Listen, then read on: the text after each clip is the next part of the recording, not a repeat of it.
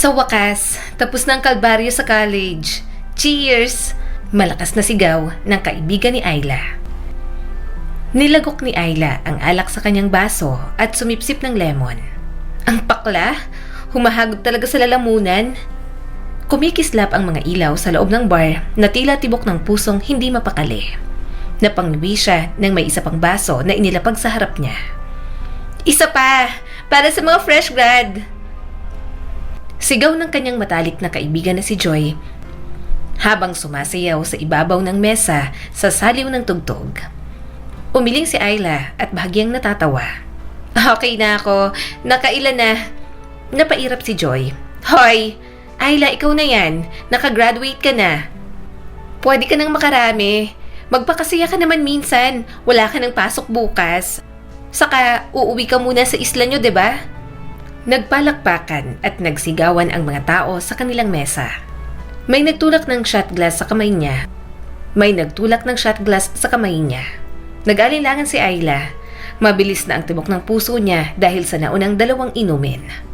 Hindi siya sanay sa alak, pero nang lingunin niya ang mga kaibigan niyang masaya, maingay at malaya. Minsan lang naman, usal na lang ni Ayla. Mabilis na dumaloy ang alak sa lalamunan niya. Mainit, masakit.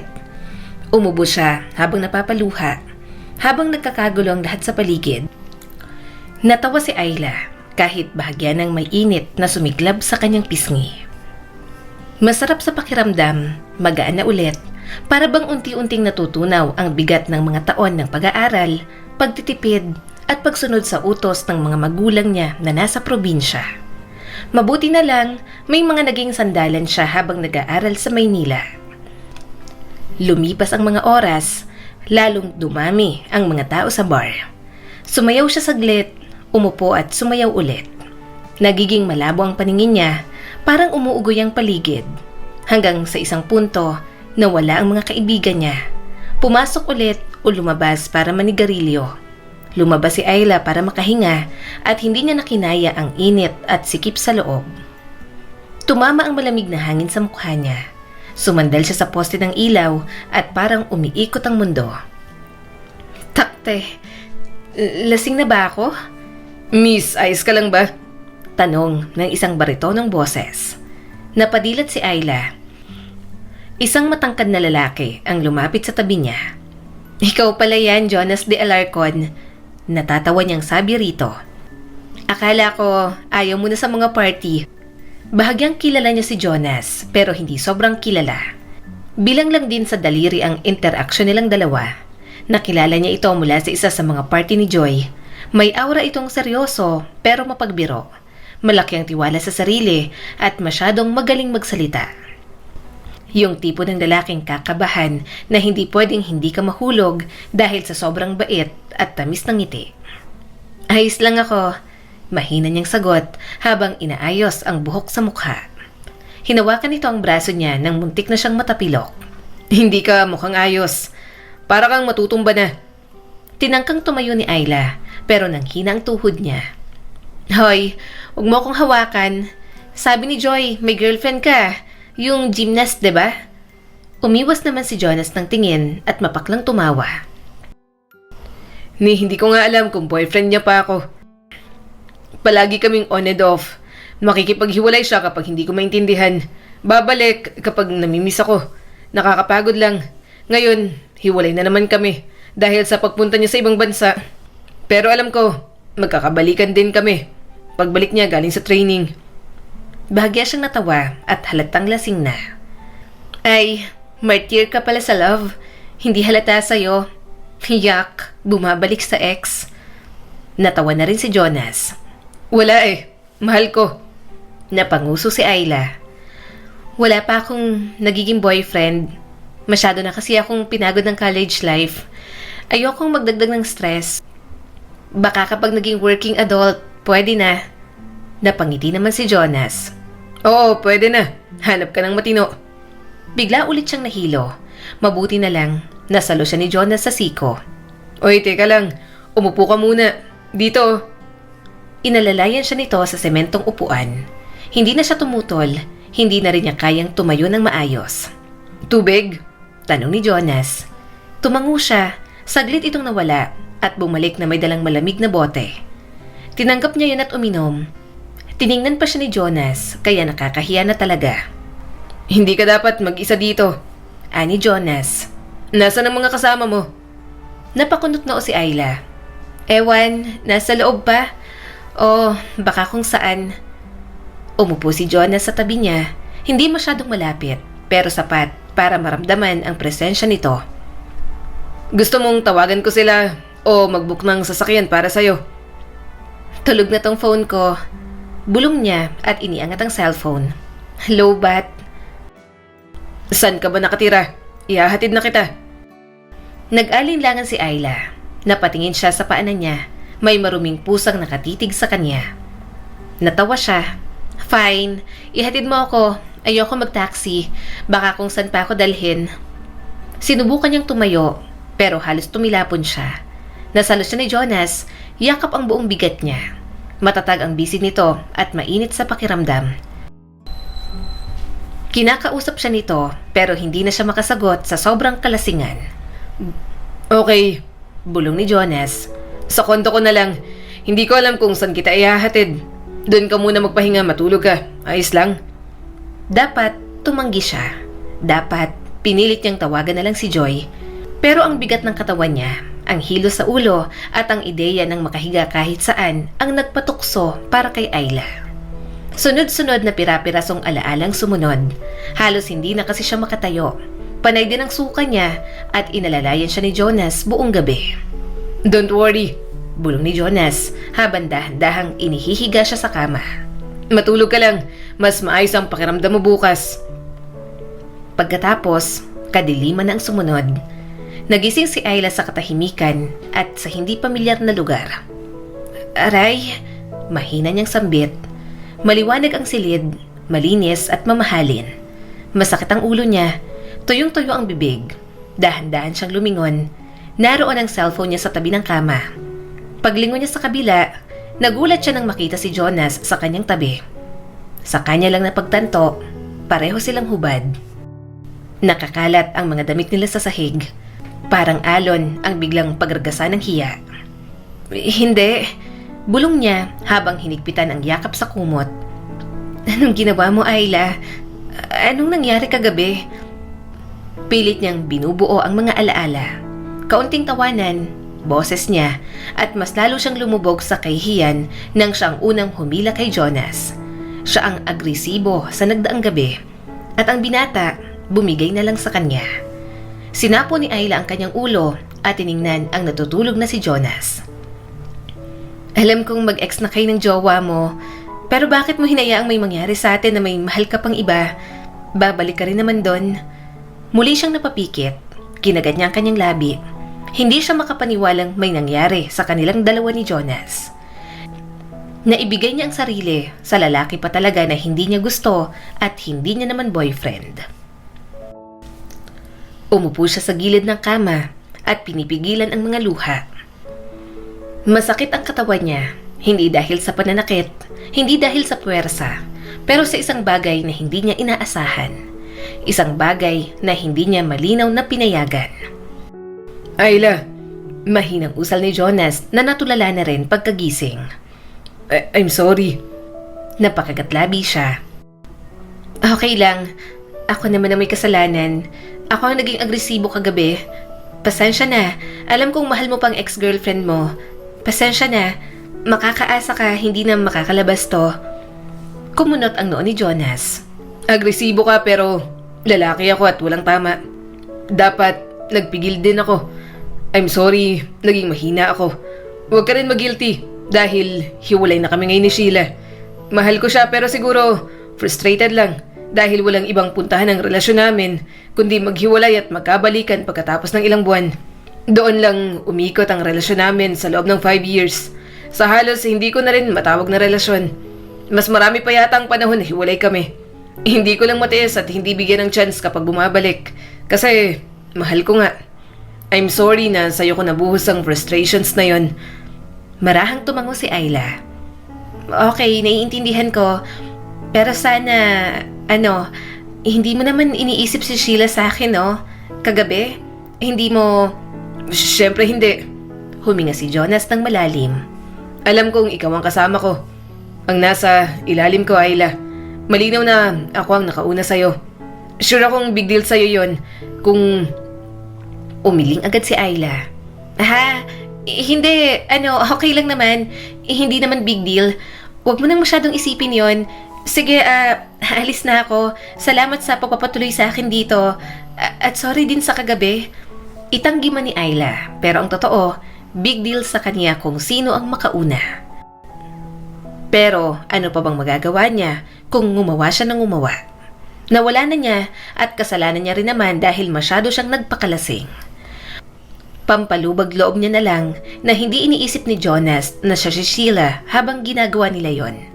At least kahit paano, hindi ginawang panakipbutas ang first experience niya. Mag-almusal ka muna rito. Ipagluluto kita. Mahinahong sabi ni Jonas. Umiling siya kaagad at tumayo. Wag na. Uuwi na ako. Sige na. Mabilis nagbihis si Ayla na parang robot. Nangangatog ang tuhod niya habang lumalabas sa gusali at sinalubong ng liwanag ng araw. Hindi niya maalala kung nagsabi siya ng oo, pero hindi niya rin maalala kung nagsabi siya ng hindi. Naninikip ang dibdib niya dahil sa hindi siya nag-ingat. 2 gabi pa lang ang nakalipas nang nagtapos si Ayla sa kolehiyo. Ngayon, pakiramdam niya'y wala siyang maipagmamalaki. Lumakad siya palayo sa gusali, sa lungsod na sobrang maliwanag at sobrang maingay. Kalilimutan ko yon. Wala lang yon. Hindi na naman kayo magtatagpo ni Jonas kasi hindi ka na masyadong magpa-party once na may trabaho na. Pagpapakalma ni Ayla sa kanyang sarili. Pero ang bigat sa dibdib niya ang nagsabi na hindi yun madaling mawawala. Mahigpit na kumapit si Ayla sa gilid ng lababo sa banyo. Nakatitig sa refleksyon niya sa salamin. Nahihilo na naman siya. 5 umaga na yon ng sunod-sunod. Hindi. Marahang umiling si Ayla. Hindi pwede ang naiisip ko. Binuksan niya ang gripo, binanlawan ng mukha ng malamig na tubig at huminga ng malalim.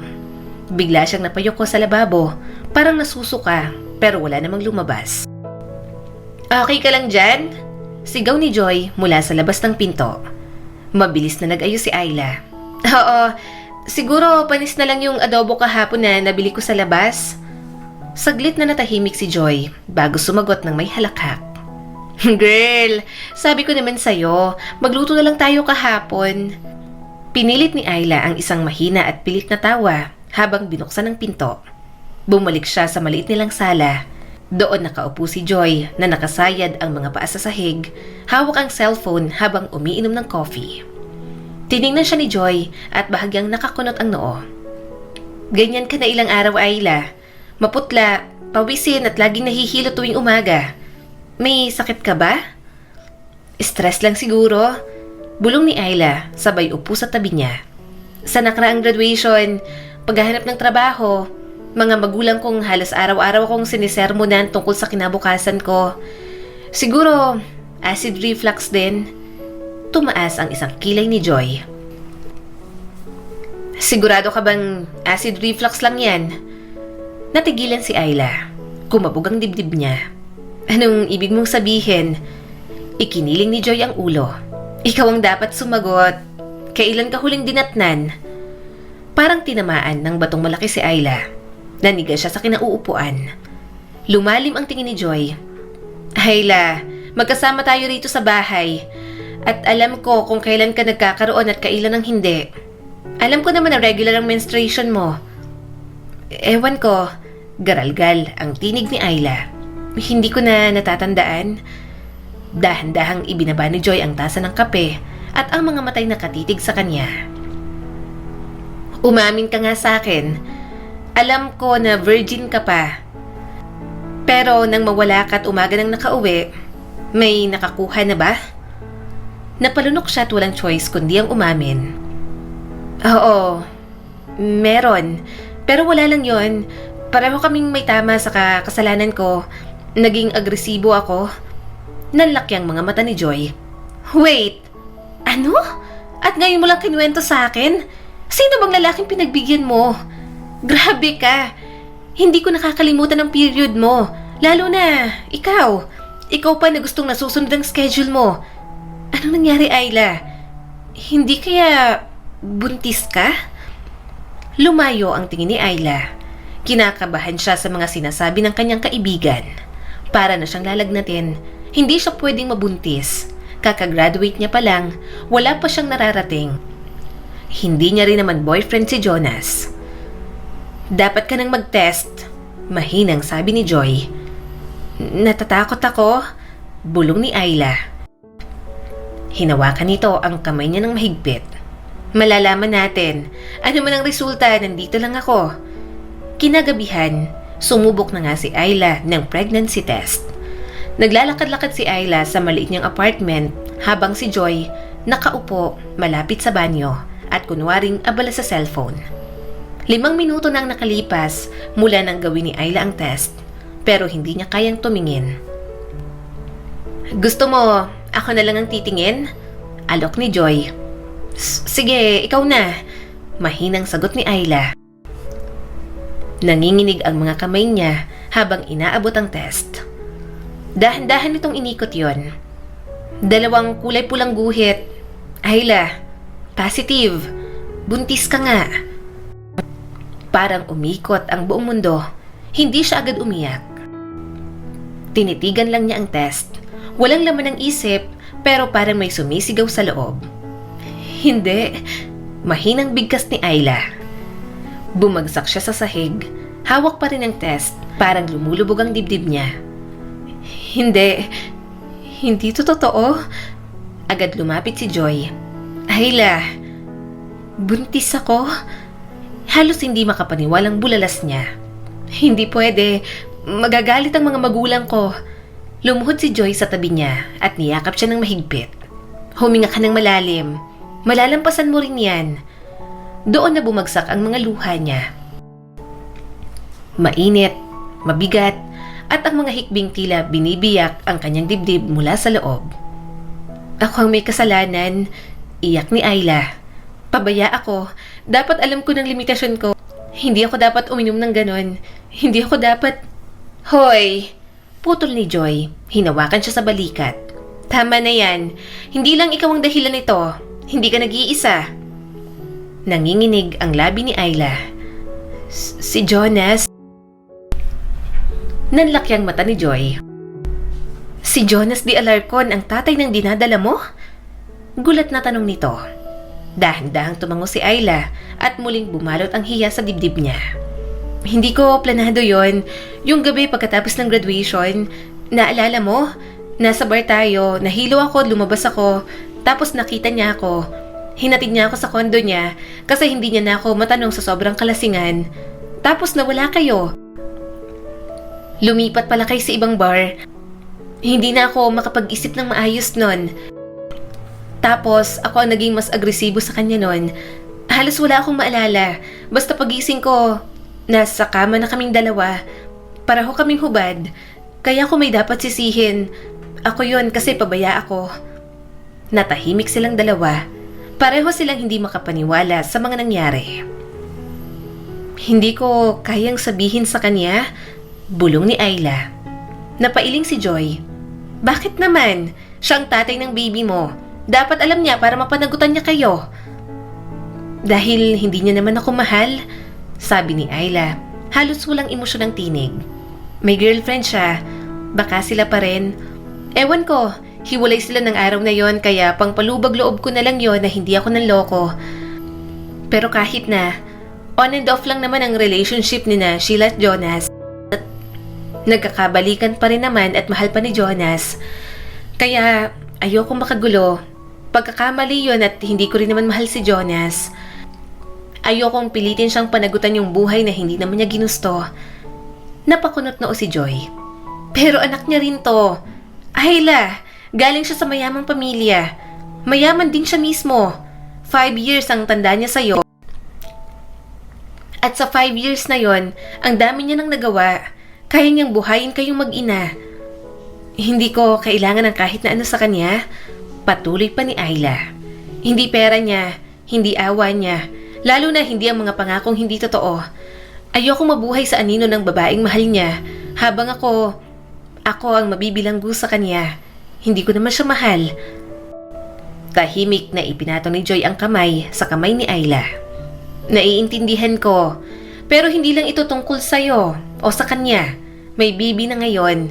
Pag-isipan mong mabuti, kasi kung natatakot ka sa sasabihin ng mga magulang mo, what more na humarap ka sa kanila at sabihing hindi mo kilala ang ama ng baby mo. Mas lalo lang silang magagalit sa'yo. Nanuyo ang lalamunan ni Ayla. Hindi ko pa nga alam paano sasabihin sa mga magulang ko. Kapag hinila ko si Jonas, mapipilitan siyang pakasalan at panagutan ako. Mahalaga sa pamilya namin ang kasal. At kung hindi, magiging disgrasyada ako. Ayaw nila ng co-parenting style kasi may pagka-traditional pa rin ang mga yon. Pero ang galit at pagkadismaya mula sa kanila, ihahanda ko na lang ang sarili ko. Ang dami na nilang inaasahan sa akin. Akala nila maglo-law school ako o magtatrabaho agad. Ngayon, tingnan mo ko, walang trabaho, walang ipon, at buntis pa sa lalaking halos hindi ko naman kilala. Lumambot ang tingin ni Joy. Hindi mo kailangang ayusin agad lahat, pero kailangan mong magplano at kailangan niyang malaman. Kahit wala kang hinihingi, may karapatan siyang malaman na may buhay na pinagmulan niya. Pinunasan ni Ayla ang luha. Baka isipin niyang pinipilit ko siyang panagutan. Mahal nga nun si Sheila. So what? Kasalanan niya rin naman dahil hindi siya nagpigil. Sabihin mong totoo na hindi ka humihingi ng kahit ano. Pero kailangan niyang malaman kung anong gagawin niya sa katotohanan. Responsibilidad niya na yon. Nakakainis talaga. Bulong ni Ayla. Gusto ko lang sanang maging anak na maipagmamalaki ng mga magulang ko. Umuwi ng may diploma. May kasama namang baby. Naririnig ko na agad ang bungang at galit ng tatay ko. Tumingin si Joy sa kanya. Maipagmamalaki ka pa rin naman. Buntis ka pero it doesn't mean na matatapos ang buhay mo dahil lang dyan. Girl, nakatapos ka sa pag-aaral at kaya mong bumawi pa rin kahit medyo huli na. Ang pagbubuntis ay hindi kasalanan. Hindi ka nabawasan. Ikaw pa rin yan. Matapang, matalino, at madiskarteng Ayla na nakilala ko. Dahan-dahang isinandal ni Ayla ang ulo sa balikat ni Joy habang namumula pa rin ang mga mata. Hindi ko alam kung kaya ko to. Bulong niya. Mas mahigpit siyang niyakap ni Joy. Kaya mo. Alam kong kaya mo, Ayla, kung anumang pagsubok ang mga dumadating sa'yo. Kaya naman, bumalik na lang si Ayla sa isla. Maingat na kinapitan niya ang strap ng kanyang bag habang marahang umuugoy ang bangka.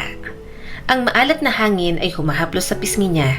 Yun ang buhay niya bago mapunta sa Maynila, bago matapos ang pag-aaral at bago mabuntis ng ganoon. Hindi ganoon ang balak niyang pagbabalik. Noong huli siyang umuwi, siyang ipinagmamalaki ng mga magulang niya. Isang scholar ang dalagang magtatagumpay sa lungsod at magpapabago sa kapalaran ng pamilya nila.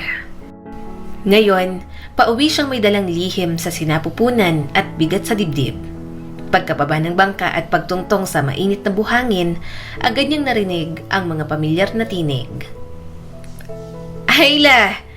Tawag ng kanyang ina at mahigpit siyang niyakap. Anak, ang payat mo na. Ang sexy mo. Kailangan mo kumain. Patatabain ka ulit namin dito. Sinunggaban agad ni Dino ang kanyang bag. Si Dino ang nakababata niyang kapatid. Ate, sa wakas, nakauwi ka na. Ate, may pasalubong ka ba? Pinilit niyang umiti. Oo naman. Meron. Ang iba galing sa best friend kong si Joy. Sa ibang araw, bibisita raw siya rito para magbakasyon. Proud na proud kami. Dagdag ng kanyang ama na si Manong Rico, sabay tapik sa likod niya gamit ang magagaspang na palad. Nasa dingding ng graduation picture mo. Mabuti at may isa na kaming anak na nakagraduate sa kolehiyo. Napangiti si Ayla ng pilit. Salamat po. Gusto niyang maging masaya. Talagang gusto niya. Pero lalo lang humigpit ang kaba sa kanyang dibdib. Mas lalo lang naging magulo ang isipan ni Ayla. Kinagabihan, puno ang bahay ng mga kamag-anak at kapitbahay. May pansit, inihaw na manok sa mesa, at yema cake mula kay Aling Mercy. Nagkakasiyahan ng lahat para sa kanya at para sa late celebration ng graduation niya. Etong anak ko, matalino at may pangarap sa buhay. Pagbibida ng ama ni Ayla sa mga kainuman nito. Napalunok si Ayla. Pinilit niyang ngumiti kahit na naghahanap lang siya ng pagkakataon para masabi ang kanyang dapat sabihin. Pagkalipas ng ilang araw, humupa rin ang kasayahan at bumalik sa dating takbong bahay. Tumutulong si Ayla sa gawaing bahay, nagwawalis sa bakuran, naglalaba at nagsisimba tuwing linggo kasama ang ina at mga kapatid. Pero tuwing umaga, bumabalik ang pagkahilo. Wala siyang gana, maputla ang balat niya. Isang umaga, habang naglalaga siya ng mga mais, tahimik siyang pinagmamasdan ng kanyang ina. Anak, ayos ka lang ba? Para kang may sakit. Tanong nito. Pagod lang po ma. Mabilis na sagot ni Ayla. Pagod sa lungsod, stress lang. Pero hindi kumbinsido ang kanyang ina. Dapat sinabi niya doon pa lang. Pero hindi kaya ni Ayla. Natatakot siya at wala na yatang magandang timing para sabihin na buntis na siya. Makalipas ang 3 araw, hindi na kinaya ni Ayla. Nakaupo siya sa mahabang bangko sa balkonahe. Katabi ang nanay niyang nananahi ng lumang blouse. May katahimikan sa pagitan nila hanggang nagsalita si Ayla. Ma, tumingin ang mama niya sa kanya. Ano yun anak? Bahagya siyang napayuko sa sobrang kaba. May kailangan po akong sabihin. Huminto sa pagtatahi ang ina. Ano ba kasi yun? Anak, sabihin mo na. Ma, buntis ako. Garalgal ang boses na pag-amin ni Ayla. Nalaglag ang sinulid mula sa kamay ng ina. Tinitigan siya nito na para bang sinisikap na unawain ang mga salitang narinig. Ano? Bulong nito. Sorry po. Nanginginig ang boses ni Ayla. Hindi ko po sinasadya. Wala sa plano pero nandito na po. Natatakot po akong sabihin kay Papa. Tumulo ang luha sa pisngi ng kanyang ina. Mula sa loob, narinig nila ang sigaw ng kanyang ama. Ano yan? Tumayo si Ayla habang kumakabog ang dibdib. Pa, may sasabihin din po ako. Nakapamewang ng ama niya. Buntis po ako. Nilunok niya ang kaba. Nabuntis po ako habang nasa Maynila. Sorry po, alam ko pong kakagraduate ko lang. Sorry po talaga. Ang katahimikang sumunod ay mas mabigat pa sa sampal. Inaasahan na ni Ayla ang reaksyon ng mga ito. Alam niya na ang dapat asahan. Anong sabi mo? Galit na sabi ng papa ni Ayla. Sorry po. Ulit niya. Nangyari lang, naguluhan ako, hindi ko... Sino? Sigaw nito. Sino ang ama ng bata? Nagkatubili si Ayla. Hindi ko po siya gaano kilala. Nakilala ko lang po siya sa isang bar, isang gabi lang. Ni hindi mo kilala? Lalo pang tumaas ang boses nito. Ayla, ikaw ang pag-asa namin. Ikaw ang makakaahon sa pamilya natin. Ngayon, ano? Buntis sa isang lalaking hindi mo kilala? Aayusin ko po. Mabilis niyang sabi at nalalabo ang paningin. Pagkapanganak, maghahanap ako ng trabaho. Tutulong pa rin po ako. Pangako pa. Tutulong? Inis na sagot nito. Sa Maynila? Sa syudad? Tapos ano? Uuwi ka na naman ditong buntis? Papa, hindi po. Hahanap po ako ng paraan. Pakiusap niya rito. Tama na. Huwag kang sumigaw. Mahinang sabi ng kanyang ina. Anak pa rin natin siya. Hindi. Mariing sagot ng papa niya. Kahihiyan tong ginawa niya. Tapos hindi kilalang ama. Anong klaseng kalandian yan? Pinalaki ba natin yan ng ganyan? Yung pagbabar pa nga lang sa Maynila nang hindi natin alam. Natuto na yan dun sa syudad. Pa, sorry po. Pero tumalikod ito at binagsak ang pinto. Napaupo si Ayla. Nanghihina at tinakpan ang mukha habang humahagulgol. Lumipas ang ilang araw sa malamig na katahimikan. Halos hindi nagsasalita ang kanyang ina, maliban kung nagtatanong kung may kailangan siya. Hindi siya tinitingnan ng papa niya. Ang saya ng pagbabalik niya ay naglaho. May mga bulong-bulungan na rin sa kanilang baryo. Alam mo na, galing daw Maynila. Buntis. Walang asawa. Kahihiyan lang. Sinira ang kinabukasan. Lagi lang nakayuko si Ayla. Nagwawalis tuwing umaga at naglalabas sa likod ng bahay. Maluluwag ang kanyang mga damit. Pilit itinatago ang unti-unti ng umuusbong na tiyan. Tuwing madaraanan siya ng ama, palagi nitong sinasabi na, "Sayang ka." Isang hapon, habang nagsasampay siya ng labada sa ilalim ng araw, lumapit ang kanyang ina.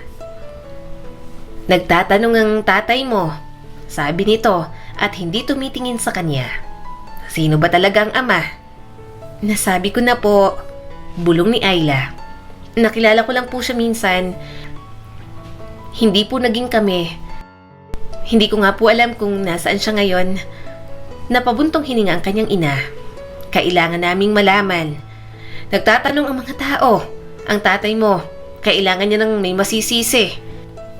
Hindi pwedeng ikaw lang ang sumalo ng responsibilidad na yan. Gusto mo bang maging single mother? At ang ibang lalaki, iba ang tingin sa babae kapag may anak na. Paano ka makakapag-asawa ng matino kung ganyan? Kaya nga kahit sana mapanagutan ka na lang ng nakabuntis sa'yo, hindi pwedeng ganito na walang amay ang dinadala mo."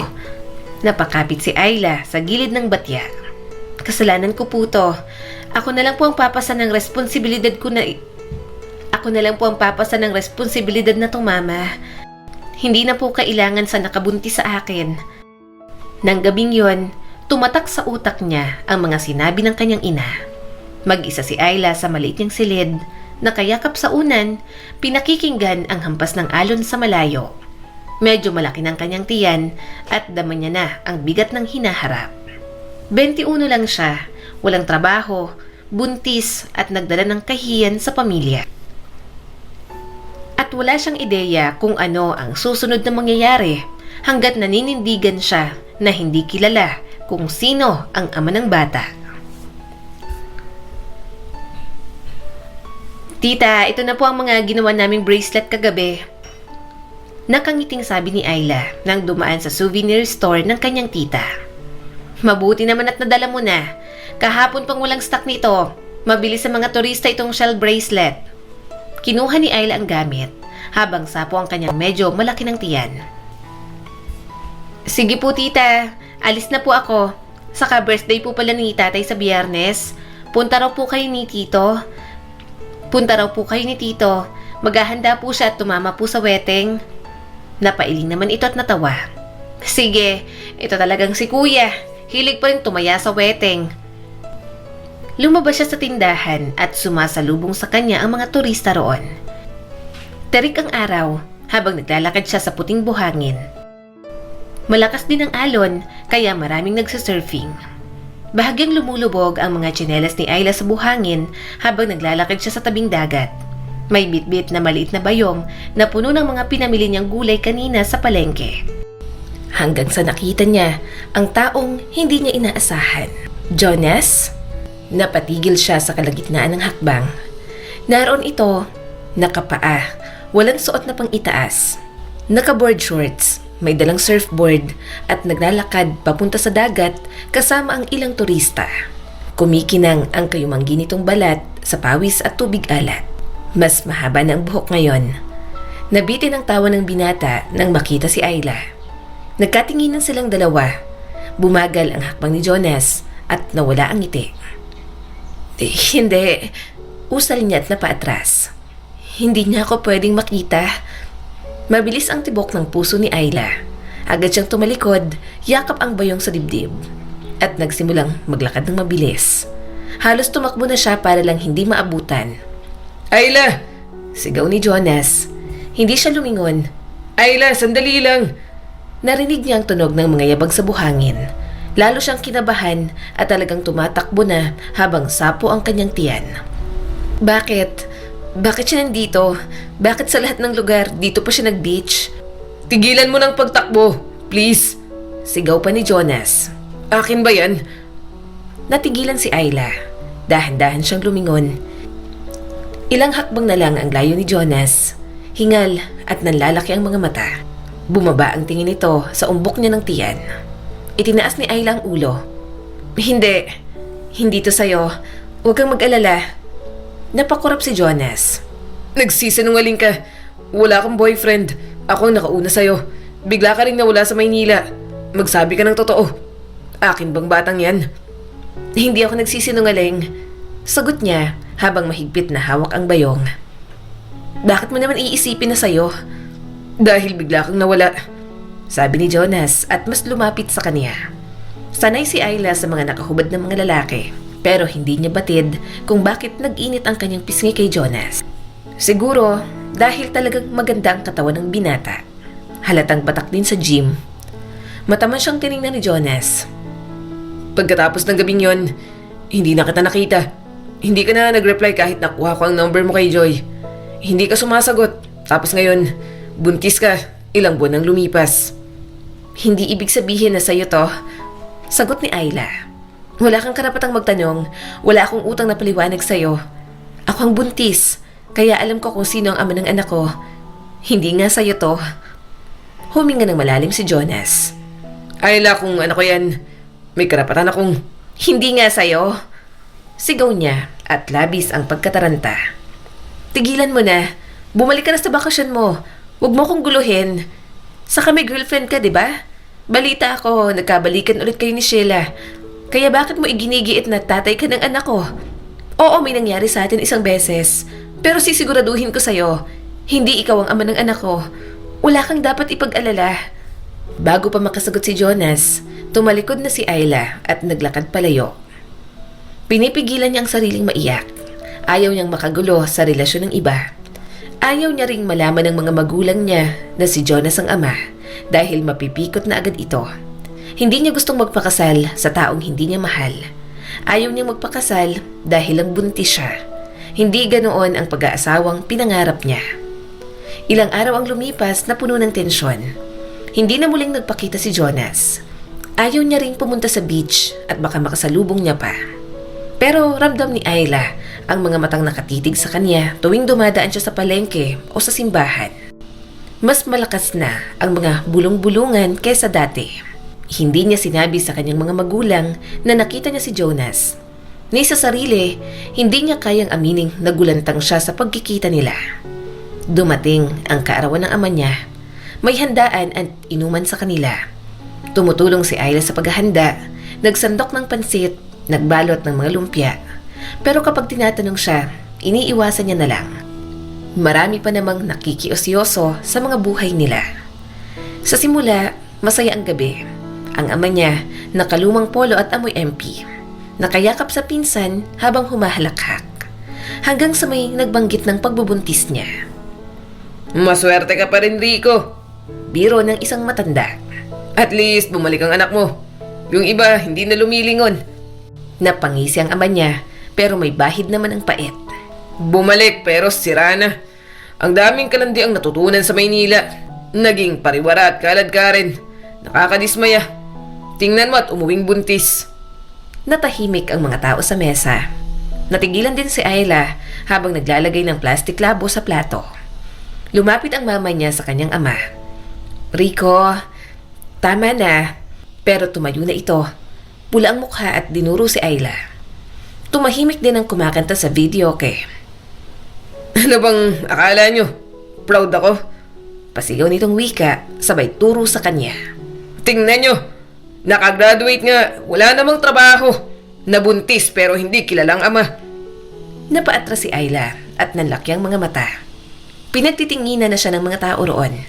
Naluluha siya, hindi makapaniwala na sariling tatay niya pang magpapahiya sa kanya. Pinahiya mo kami! Sigaw ng papa niya. Umuwi ka rito na parang wala lang. Na parang hindi mo isinugal ang kinabukasan mo para sa isang gabi ng kabastusan. Pa, nanginginig ang boses ni Ayla. Tama na po, nangako naman po akong babawi pagkatapos nito. Ni hindi mo masabi kung sino ang ama. O ayaw mong sabihin, duwag ka, parang... Tama na nga, Rico. Bigyan mo ng kahihiyan ng sarili mo at ang anak mo. Sigaw ng nanay niya. Problema ng pamilya natin to. At huwag mong ilabas sa harap ng ibang tao. Lasing ka na. Umakyat ka na roon. Pero sumugod na si Rico sa kanya. Napasigaw ang pamilya niya nang may natumbang lamesa. Tinaas ng papa niya ang kamay para sampalin siya. Napapikit si Ayla. Hinihintay ang sampal na yon, subalit natigilan ng lahat nang may humarang sa kanyang lalaki. Ito ang tumanggap ng sampal ng papa ni Ayla. "Ako ang ama!" Malakas na sigaw ni Jonas. "Ako ang ama ng ipinagbubuntis ni Ayla!" Lahat ay napalingon. Nakatayo si Jonas sa harap niya. Hingal at nakatingin ng diretsyo sa kanyang ama. Nakaputing damit, maong at tsinelas lamang. Pero halatang may masasabi sa buhay. Halatang turista din sa isla. Natigilan si Ayla. Nagbulungan naman ang mga tao. "Sino yon? Siya ba yun?" "Siyang ama." Hindi makagalaw si Ayla. Tinitigan siya ng ama, puno ng galit at pagkagulat. Parang naghihintay ng kumpirmasyon mula sa kanya na aminin na si Jonas ang ama ng kanyang anak. "Ikaw!" Mariing wika nito. Lumapit si Jonas at hinawakan ng kamay niya. Halatang handang ipagtanggol kapag may balak pang gawin ng tatay niya. "Sa akin po ang bata. Hindi ko po alam agad. Pero ngayon alam ko na. Sorry po, pananagutan ko po ang aking mag-ina." Biglang hinawakan ni Rico ang kuwelyo ng damit ni Jonas. "May mukha ka pang magpakita. Sinira mo ang buhay ng anak ko." Hindi gumalaw si Jonas. "Sir, ako..." Mabilis ang santok. Hindi nakita ni Ayla. Basta bumagsak si Jonas at may sugat na ang labi. May mga sumigaw. Pinigilan ng nanay niya si Rico. Sumingit din ang mga pinsan niya at ang mga kapatid para awatin ang kanyang ama na sobrang lasik. At may kasama pang galit ang damdamin. Humarang si Ayla. "Tama na po." Pinunasan ni Jonas ang labi pero nakatitig pa rin kay Ayla. "Sorry Ayla, hindi ko sinadyang maging ganito. Pero nandito na ako. Gusto kong manindigan. Sigurado akong ako ang ama ng batang yan kahit itanggi mo pa." "Sinabi kong huwag kang mangialam." Bulong niya habang nanginginig ang boses. "Sa tingin mo ba palalagpasin nila to? Sana hindi ka na pupagitna." "Kailangan ko. Laban ko to." Mariing sagot ni Jonas. "Dahil ako ang ama ng anak mo at hindi ko kayang magpanggap na hindi ko alam. Nasasaluhin mo ang galit ng pamilya mo dahil lang wala kang maipakitang ama." Gusto pa sanang tumanggi ni Ayla, pero huli ng lahat, nasa gitna siya ng bakuran, nanginginig at pinapanood ng mga bisita nila. Lihim niyang tinago ng matagal, ngayon ay lumantad na. Nandito na si Jonas at ngayon alam na ng lahat. Sigurado siyang mahirap na at wala nang babalik sa dati. At namalaya niya na lang na ikakasal na siya. Kahit pare, hindi niya matingnan sa mga mata. Nagpirmahan na sila noong isang araw, pero yun at gusto pa silang ikasal sa chapel kahit simple lang. Nanlalamig ang kanyang mga palad. Pinagdidikit habang inaayos ng mama niya ang puting belo sa kanyang ulo. "Ayoko pong gawin to, ma." Bulong niya, pang 10 ulit na yata. Umiwas ng tingin ang kanyang ina. "Ginagawa lang namin kung ano ang makakabuti para sa'yo at sa bata. Huwag ka nang magreklamo. Saka ano pa bang ayaw mo ron? Pasalamat ka at sinundan ka pa rito para panagutan. Mukhang magiging maayos naman ang buhay mo sa kanya. Mayaman pa lang nakabuntis sa'yo. Pero wala naman kaming pakialam kung mayaman o hindi. Ang gusto lang namin, may matinong lalaki na mananagot sa inyong mag-ina. Pinipilit niyo po ako," sabi ni Ayla at mas malakas na ngayon ang boses. "Hindi ito ang gusto ko." Napailing ang isang kamag-anak ni Ayla.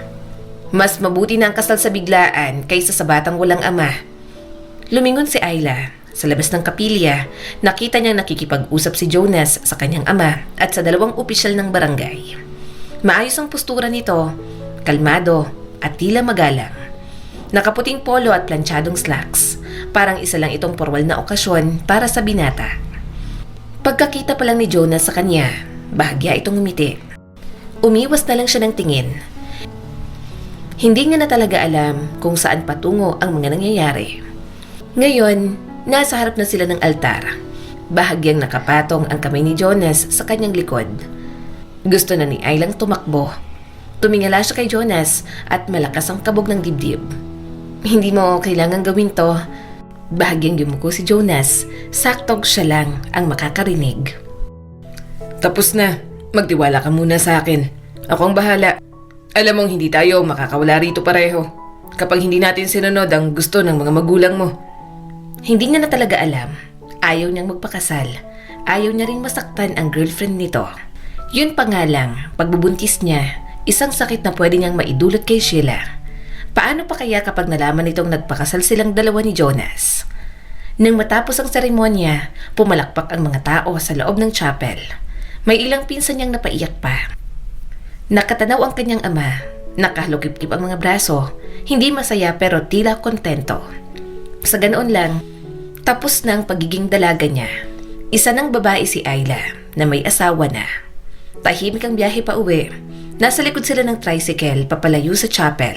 Dumadaloy ang init sa gilid ng toda pero wala siyang pakialam. Tulala lang siya at hindi pa rin mag-sink in sa kanyang utak ang mga nangyari. Tinitigan ni Ayla ang kanyang kandungan. Ang tahimik mo kanina, sana tumutol ka. Mayaman ka, diba? Sana tumakas ka na lang. Nagpadala ka ng chopper o mga tauhan mo para makaalis ka agad sa isla. Napatingin si Jonas. Ano bang gusto mo? Magpasuntok ulit sa papa mo. Papanagutan ko ang anak nating dalawa. Hindi pwedeng hindi. Saka kapag ginawa ko yung mungkahi mo na tumakas, malalaman ni Lolo. At baka nga ngayon, alam niya na ang mga nangyayari dito at nabuntis kita. Hindi rin siya papayag na hindi kita panagutan, Ayla. Kahit pa sabihin kong may girlfriend ako at si Sheila ang mahal ko, ipipilit niya pa rin na panagutan kita. Tulad ng mga magulang mo, tradisyonal din ang lolo ko. Huwag ka mag-alala, gumagawa na ako ng plano. Napabuntong hininga si Ayla. Ang gusto ko, hindi ako pinilit sa kasal na hindi ko naman hiningi. Natahimik sandali si Jonas bago muling nagsalita. Ayoko rin naman ito. Pero sakyan muna natin hanggang hindi pa buo ang plano. Pangako, hindi ka madedehado dito. At maalagaan pa rin ang maayos ang anak natin. Ang problema ko kay Sheila, ako nang bahala. Nasa ibang bansa kasi ulit siya para sa training, kaya hindi niya agad malalaman to. Ipapaliwanag ko rin ng maigi dahil ayoko rin namang magkahiwalay na naman kami. Ako nang bahala. Ulit pa ni Jonas. Kung ito ang paraan para tahimik ang lahat, gagawin ko. Pero hindi ko rin balak manatili sa kasal na wala namang pagmamahal. Marahan siyang tumango. Wala siyang choice kundi ang magtiwala kay Jonas. Dahil sa puntong yon, hindi niya na talaga alam ang mga pwede pang mangyari. Anak, mag-iingat ka roon sa Maynila. Sabi ng kanyang ina at mahigpit siyang niyakap. Tumango naman si Ayla. Opo mama, kapag nakapanganak po ako, maghahanap po agad ako ng trabaho para magamit ko ang pinag-aralan ko. Magpapadala po ako ng pera. Huwag mong alalahanin, may iniwang pera dito ang asawa mo. Sabi ng kanyang ina. Galante, ayaw tanggapin ng tatay mo pero mapilit kaya tinanggap na rin namin. Maya-maya, ang tatay niya naman ang yumakap sa kanya. Mag-iingat ka ron. At kung saktan ka ng lalaking yan, magsumbong ka agad sa akin. Bumalik ka rito sa isla kasama ang anak mo. Hindi niya napigilang maluha. Hindi perpekto ang papa niya. Muntik pa nga siyang masaktan sa sobrang galit. Pero alam niyang mahal siya nito at gusto pa rin ang makakabuti para sa kanya. Pagkatapos ng kasal, isinama na nga siya ni Jonas pabalik ng Maynila. Maingat na tumunog ang elevator pagdating sa 20th floor. Bumungad ang isang pasilyong sobrang tahimik. Tahimik na sumunod si Ayla kay Jonas sa marmol na corridor. Mahigpit ang hawak niya sa strap ng kanyang bag. Medyo dumulas ang sapatos niya sa sahig at napangiwi siya sa ingay nun sa gitna ng katahimikan. Pumasok si Jonas at binuksan ang pinto ng unit. Nasa lugar na siya kung saan siya pansamantalang titira. Wala nang unang kondo mo? Binenta mo? Tanong ni Ayla. Marahan namang tumawa ang binata. Hindi ko binenta. Isa lang yun sa mga kondo ko. Itong unit kong to, mas malaki at akin itong buong floor na to. Dito ako mas madalas umuwi dahil mas malapit sa opisina. Bahagya siyang napalunok. Parang ngayon lang nag-sink in sa kanya na mayaman nga pala si Jonas. Kaya hindi nakatakataka ang property na mayroon ito. Bumungad ang isang maluwag at modernong sala. May floor-to-ceiling na bintanang nagpapakita ng kumikislap na kalangitan at mga building ng Maynila. May leather na sofa, abstract na mga painting, isang kitchen island na may bar stools, maganda, malamig at halatang mamahalin ang ambience ng lugar. Pwede mong ilagay ang mga gamit mo sa guest room, sabi ni Jonas habang nagsasalin ng tubig sa baso. May sariling banyo doon. Dahan-dahang naglakad si Ayla papasok. Hinaplos ang pader, hindi dahil gusto niya, kundi dahil kailangan niyang maramdaman na totoo ang paligid. Magkakape ako. Alok ni Jonas na abala na sa paggamit ng mamahaling coffee maker na hindi niya alam kung papaano gamitin. Gusto mo ba? O gatas na lang since buntis ka? Huwag na, salamat. Mahina niyang sagot habang umuupo sa gilid ng sofa. Nahihilo pa rin ako tuwing umaga. Napatingin ito. Oo nga pala. Bumagsak ang katahimikan sa pagitan nila. Tinitigan niya ang sahig na parang kahit tiles, milyon-milyon ang presyo. Mayaman ang kaibigan niyang si Joy, pero ibang level na ang kay Jonas. Talaga bang hindi mo sasabihin sa girlfriend mo ang tungkol dito? Tanong ni Ayla. Huminga ng malalim si Jonas at sumandal sa counter. Nasa abroad siya. Nagtitraining. Hindi niya kailangan ng ganitong distraction. Baka matalo pa siya sa competition. Ihintayin ko na lang muna siyang makauwi. Tinitigan ni Ayla ang binata. Ibig mong sabihin, hindi niya kailangang malaman na nagpakasal ka sa iba? Hindi tayo kasal talaga, sabi ni Jonas na ikinagulat niya. Ano? May kinausap ako sa munisipyo. Patuloy nito na parang ikinikwento lang ang lagay ng panahon. Hindi na ipasa ang papeles sa opisyal na database. Dinaya mo ang kasal natin? Bulong ni Ayla at gulat na gulat. Hindi dinaya, pinigilan lang bago mairehistro para hindi tayo mahirapan in the future. Mahinang sabi ni Jonas habang humihigop ng kape. Mabilis ang tibok ng puso niya. Ibig sabihin, hindi tayo legal na kasal? Tumango si Jonas. Malaya tayo. Lahat ng nangyari, pakonsuelo lang. Para sa tatay mo, sa mga kamag-anak mo at sa mga tao sa isla. Sumandal siya sa backrest ng sofa at bahagyang nakahinga ng maluwag. Mabuti na lang, hindi sila kasal. Plano mo na pala talaga to. Bakit sinama mo pa ako dito sa Maynila? Dahil sa baby. Hindi tayo totoong kasal, pero may anak tayo. At gusto kong maging parte ng buhay ng anak nating dalawa. Sana okay sa'yo ang co-parenting dahil yun ang kaya kong i-offer. Isa pa, alam kong hindi tayo makakaalis kung hindi natin palalabasin sa mga tao sa isla na kasal na tayo. Sa ganitong paraan, may tirahan ka. Ako nang bahala sa mga kailangan nyo ng anak natin. At pagkatapos ng 1 taon, pwede nating sabihing naghiwalay na tayo ng tahimik lang para bumalik na rin tayo sa kanya-kanya nating mga buhay at magkita na lang para sa bata. Parang may mainit na tubig na dumaloy sa dibdib ni Ayla. Wala siyang utang na loob, hindi niya kailangang magpanggap habang buhay. Kung gayon, wala pala silang kailangang problemahin. Kung gayon, wala na pala siyang kailangang problemahin. Kumikilo si Jonas para sa ikagiginhawa nilang dalawa sa setup na mayroon sila. Ayos ka lang ba? Tanong ni Jonas. Gusto mo bang kumain? May gusto ka bang sabihin? Baka may ibang plano ka pa. Wala na. Mahina niyang sagot. Magandang balita ang sinabi mo. At least nakahinga ako ng maluwag. Hindi ako nakatali sa'yo, saka hindi na tayo mahihirapan sa annulment kasi wala namang kasal na naganap talaga. Salamat talaga. Mabuti, nakaisip ka agad ng solusyon. Napangiti naman ito. You're welcome. Sige na, magpahinga ka na. Mamaya, lumabas ka ulit ng silid. Magluluto ako ng pagkain para sa atin. Nanlaki ang mga mata ni Ayla. Marunong kang magluto? Oo naman. Natatawa nitong sagot. Parang gulat na gulat ka. Mayaman ako pero alam ko naman ang mga surviving skill. Hindi naman kami laking katulong. Tinuruan kami to work independently kaya sanay kami sa gawaing bahay. Medyo namanghalang si Ayla. Bihira siyang makakita ng mayaman na may alam sa gawaing bahay. Nang kasama niya si Joy sa apartment, laging siyang naglilinis, pati ang mga kalat nito. Hindi rin marunong magluto, kaya siyang palaging kumikilos. Kaya ang makita si Jonas na magaling sa gawaing bahay at pagluluto, bago sa paningin ni Ayla. Nagkaroon ng kakaibang ritmo ang mga sumunod na araw. Nanatili si Ayla sa loob ng kondo. Kompleto ang unit na hindi niya na kailangang lumabas. Lumalabas man, naglalakad-lakad lang siya sa malapit na parke. Gumigising siyang nahihilo, nagluluto ng sarili niyang agahan at nauupo sa sala habang pinagmamasdan ang mga gusali. Samantalang si Jonas, palaging wala. Nasa mga meeting, boxing sessions, o sa gym na pag-aari nito. Hindi ito madaldal, maayos, hindi masungit, hindi demanding, pero laging malayo at may distansya. Naiintindihan niya naman dahil may girlfriend nga ito. Hindi mo na kailangang gumawa ng gawaing bahay. May tagalinis na dumarating linggo-linggo. Sabi ni Jonas sa kanya. Ngumiti lang si Ayla. Gusto ko lang ng may ginagawa.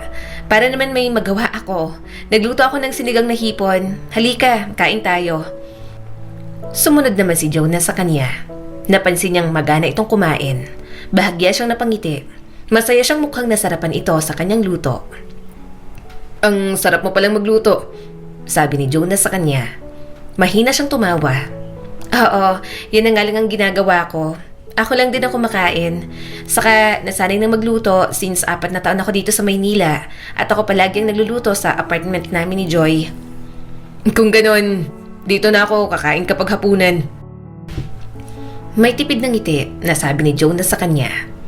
Pwede rin na magluto ka para sa akin. Kung nababagot ka, ito na lang ang pagkaabalahan mo. Kompleto ang gamit ko sa kusina. Pwede mo rin akong ipaghanda ng pagkain na pwede kong baunin para hindi na ako magpa-order sa secretary ko. Pwede rin na ihatid mo sa opisina at ipaabot sa secretary ko para nakakalabas ka. Ayoko maramdaman mo na parang binibilanggo kita rito sa kondo ko.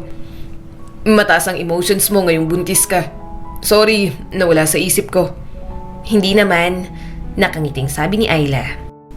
Nandito na naman lahat, saka komportable ako. Kapag gusto kong maglakad-lakad, namamasya lang ako sa malapit na parke. Inilabas ni Jonas ang isang black card. Gamitin mo to kapag may gusto kong bilhin. Pwede rin na pumunta ka sa mall. Ibibigay ko sa yung number niya. Hindi naman siya maluho. Wala naman siyang gustong bilhin. Kapag may mga craving siya, madali na namang nahahanap. Gayunpaman, tinanggap niya pa rin ang black card nito. Pwedeng mamili na lang ako ng gamit ng baby. Para naman may magawa ako. Gusto ko rin gumawa ng mga personal na damit ng bata. Nakangiting sabi ni Ayla. Napangiti din si Jonas. Oo naman, kapag nanganak ka at naging maayos kami ni Sheila, bala ko nang ibigay sa'yo ang kondo na to para sa inyong dalawa ng baby natin. Para may sarili kang personal space. May bahay naman talaga ako at doon ko talaga balak itira ang mapapangasawa ko. Pero ito na nga, buntis ka na. Kaya ito ang magagawa ko para sa inyong mag-ina. Sa tabi ng kwarto mo, balak kong gawing nursery room yon. Kukuha sana ako ng magde-design para ron. Pero kung gusto mo, pwedeng ikaw na lang. Ako na lang? Maraming plano si Jonas para sa sarili at para kay Sheila. Bahagya tuloy siyang nakonsensya. May bahay pa at talagang nakaset na ang utak sa future kasama ang girlfriend nito. Si Sheila na nga lang talagang hinihintay. Halos perpekto na. Pero silang dalawa ng anak niya ang magiging lamat. Bahagya siyang napayuko. Hangad ni Ayla na lumaki ang anak niya na hindi maramdamang kulang ito. Na hindi ito ituring na sampid. Mamahalin niya ng buong buo ang bata para hindi nito maramdaman ang lungkot ng walang buong pamilya. Tinitigan ni Ayla ang binata. Paano pag bumalik ng girlfriend mo? Huminga ito ng malalim. Hindi ko pa alam. Wala pa akong ideya kung paano ko sasabihin sa kanya. Pero hangad ko na sana matanggap niya at mapatawad ako. Hindi ko rin naman intensyon na lokohin siya. Isa pa, hiwalay kami. Nakipaghiwalay siya nang may mangyari sa ating dalawa. Maaring mahal ko siya. Pero sigurado ako sa sarili ko na wala kaming commitment noon nang may nangyari sa atin, Ayla. Bahagya siyang tumingin sa binata. Ibang klase sigurong magmahal si Jonas. Hindi niya lubos maisip na nakikita pa rin ito ang future sa ibang babaeng palaging hindi ito pinipili. Sa isang babae na mas mahalagang career kesa sa pag-ibig. At nakikita niyang matyagang maghintay si Jonas. Hangad ni Ayla na makakita siya ng lalaking katulad ni Jonas. Isang lalaki na kaya siyang mahalin ng matindi. Isang lalaking kayang maghintay at maging maunawain sa kanya. At isang lalaking kayang maging ama at tanggap ang anak niya kay Jonas. Isang araw, bigla na lang may kumatok sa pinto bago magtanghali. Kumunot ang noon niya, lalo na't wala namang tinatanggap na bisita na diretso na talaga sa kondo ni Jonas. Si Ayla, abala sa paghiwa ng mansana sa kusina, napatingin agad. Wala siyang inaasahan. Wala rin namang nabanggit si Jonas tungkol sa bisita. Pinunasan niya ang kamay gamit ang tuwalya at lumapit ang tahimik papunta sa pinto. Sumilip siya sa peephole. Isang matangkad at eleganteng babae ang nakatayo sa labas. Nakasuot ng puting blouse at linen na pants, nakataas ang buhok sa isang makinis na ponytail. May designer na duffel bag sa isang braso at bitbit ang paper bag mula sa isang mamahaling cafe sa kabila. Ngumiti ang babae at muling kumatok. "Jonas? Surprise!" Napatigil si Ayla. Hindi na niya kailangang tanungin kung sino yon. "Sheila?" Bago pa siya makatakbo pabalik sa kwarto, bumukas ang pinto. Lumabas si Jonas mula sa kwarto at gulat na gulat. "Ha? Sino ka?" Nagtatakang tanong ni Sheila nang madatnan siya sa loob. Natigilan ang binata. Sheila! "Baby!" Tili ni Sheila, binitiwan ng bag at niyakap si Jonas. Sandali lang itong nag-alinlangan bago gumanti ng yakap at halik sa pisngi ni Jonas. Umatras si Ayla, nanonood mula sa may gilid ng pintuan na parang multo sa sariling tinitirahan. Miss na kita," bulalas na Sheila. "Hindi na ako nag-message kasi gusto kong sorpresahin ka." Napatingin si Sheila sa likuran ni Jonas at natanaw si Ayla. Nakatayo ng awkward, suot ang maluwag na t-shirt at nakatakip ang mga kamay sa umbok ng tiyan. Kumunot ang noon ni Sheila. "Oh, sino siya?" Bubuka pa lang ang bibig ni Ayla pero nauna na si Jonas. Pinsan ko. Kalmadong sabi ni Jonas at napatingin sa kanya. Galing probinsya. Napakurap si Ayla. Pinsan ang pakilala sa kanya. Lumitaw ang ngiti sa mukha ni Sheila. Hello. Sorry ha, parang nakakahiyang biglang dumating. Hindi ko alam na may pinapatuloy kang pinsan dito. At buntis siya? Nasaan ang husband mo?" Napilitang umiti si Ayla at sinakyan na lang ang kasinungalingang iyon. "Wala akong asawa. Nandito lang ako para makituloy. Humingi ako ng tulong kay Jonas." "Nice to meet you." Masiglang bati ni Sheila. "Matagal ka bang mananatili rito?" "Hanggang makapanganak na lang siguro." Mahina niyang tugon. Tumikim naman si Jonas. Actually, ibibigay ko na sa kanya ang kondo na to. May ibang bahay naman ako. Nandito lang ako dahil buntis. Para naman may kasama siya. Wala ring mag-aalaga sa kanya. Sagot ni Sheila at muling napatingin sa tiyan ni Ayla. "Well, mabutit ikaw ang nag-aalaga. Responsible ka talaga. Minsan nga sobra pa. Kaya kita minahal at gustong gusto ko palaging bumabalik sa'yo." Napangiti si Ayla pero may kumirot sa dibdib. Umiwas na lang siya ng tingin. Kinagabihan, nanatili si Ayla sa loob ng kanyang kwarto. Bahagyang bumukas ang pinto. Sa maliit na siwang, naririnig niya ang tawa ni Sheila sa sala. Minsan ay tumataas ang boses ni Sheila. Kinikwento ang tungkol sa Europe, sa mga coach nito, sa bagong routines at sa pressure ng mga international competition. Samantala, tahimik lamang na nakikinig si Jonas. Para bang ang daming gumugulo sa isip nito at kapag nagkakatinginan sila, siya na lang ang umiiwas ng tingin. Kinabukasan, pagpasok ni Ayla sa kusina, nadatnan niya si Sheila na nagtitimpla ng kape. Nakasuot lang ng sports bra at leggings. Parang sanay na nandoon sa kondo ni Jonas. "Oh, morning!" bati ni Sheila. "Sorry, maaga ako rito. Baka naistorbo kita. Inaya ko kasi si Jonas na mag-workout kami. Medyo nagtatampo nga ako. Hindi ko alam kung bakit pinilit niya akong umuwi kagabi. Miss ko na kasi siya. Nito lang kami nagkabalikan ulit at busy ako sa training ko. Tapos, para siyang wala sa sarili." Bahagya siyang umiwas ng tingin at nagtimpla ng gatas. Siguro ay naisip ni Jonas kung gaano nakakailang kung magkakasama silang tatlo sa iisang bubong. Kaya naman, pinili na lang nito na pauwiin si Sheila. Tumango si Ayla. "Magandang umaga." Ngumiti si Sheila. "Kailan ka manganganak?" "Mga ilang buwan pa," sagot ni Ayla at may pag-iingat sa tono. Napatingin si Sheila at may simpatiyang sumilay sa mukha. "Nakakaawa ka naman. Wala ka palang husband. Hindi ka pinanagutan ng ama ng baby mo?" Tumango lang si Ayla. Ayaw niya itong makausap. Hangad niyang masabi na lang agad ni Jonas para hindi na siya mailang ng ganoon. At kung ano man ang maging reaksyon ni Sheila, ihahanda na lang ni Ayla ang kanyang sarili. Hindi ko inasahan na babalik siya ng maaga. Sabi ni Jonas nang hindi siya tinitingnan. "Parang mabait siya." Sabi ni Ayla at sinusubukang huwag manginig ang tinig. Tumingin ito sa kanya. Galit ka. Alam kong awkward nito. Sinisikap ko na hindi siya bumisita dito para hindi ka mailang. Hindi naman. Okay lang. Basta sabihin mo na sa kanya. Hindi ako komportable na magsinungaling sa girlfriend mo. Mahina niyang pag-amin. Ayla, Napabuntong hininga siya. Di ba, sabi mo, hindi naman talaga tayo kasal? Pansamantala lang to, Jonas. Kaya, hindi ako galit. Pagod lang ako. Tumango si Jonas. ayokong saktan ka. Hindi ako nasasaktan. Saad niya at idinaan sa tawa. Bakit naman ako masasaktan? Alam ko naman ang setup nating dalawa simula pa lang. Napapikit si Jonas. Natataranta ako. Naguguluhan ang isip ko. Hindi ko alam kung anong dapat kong gawin, Ayla. At sa lahat ng to, ayokong saktan si Sheila. Pero alam kong hindi naman maiiwasan yon. Ayoko rin naman na masaktan ka. Mahalaga ka rin sa akin. Ikaw ang nanay ng anak ko. Parang may kumurot sa puso ni Ayla. Mahalaga siya dahil siya ang ina ng anak nito. Wala itong pakialam sa kanyang damdamin, kundi sa damdamin lang ng anak nito. At hindi dapat siya masaktan. Hindi naman sila ni Jonas. Pero bakit may nararamdaman siyang sakit? Bakit hindi niya kayang makita ang dalawa na magkalapit? Ikaw si Ayla. Sabi ni Lolo Guillermo, ang lolo ni Jonas. Pinasadahan ito ng tingin ang bilog niyang tiyan.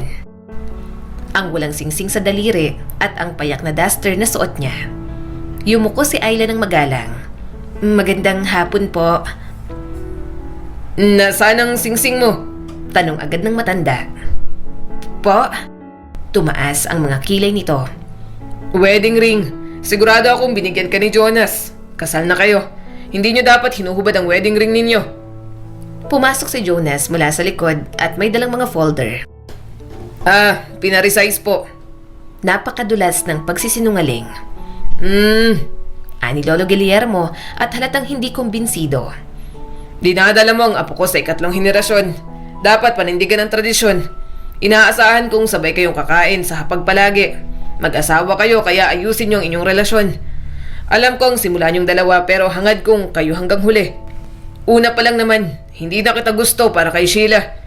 Ito lang apo ko ang hangal para umasa at bumalik ng bumalik kay Sheila. Nagkatinginan sila ni Jonas. Aaminin ni Ayla na ganoon din ang tingin niya sa relasyon nito kay Sheila. Halatang hindi magkapareho ng goal sa buhay ang dalawa, kaya palagi naghihiwalay. O baka masyado lang siyang bitter dahil may bahagi sa puso ni Ayla na gusto niyang siya na lang ang mahalin ni Jonas. Sa mga sumunod na araw, tila naging ibang mundo ang bahay. Kailangang magkasamang kumain sina Ayla at Jonas. Minsan ay nagpapakuha pa ng litrato si Lolo Guillermo na ipapadala sa mga kamag-anak. Para silang bantay sarado ni Lolo Guillermo at gustong umakto silang dalawa na mag-asawa talaga. Pasensya ka na sa lolo ko. Paniwalang paniwala siya na kasal tayong dalawa. Sabi ni Jonas at titig na titig sa kanya. Marahan na lang siyang tumango. Okay lang, naiintindihan ko naman ang lolo mo. Ganon din naman ang mga magulang ko sa'yo nang naroon ka sa isla.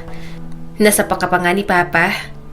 Isang umaga, habang piniprito niya ang karne, iniabot ni Jonas ang plato at aksidenteng naitulak ang siko niya.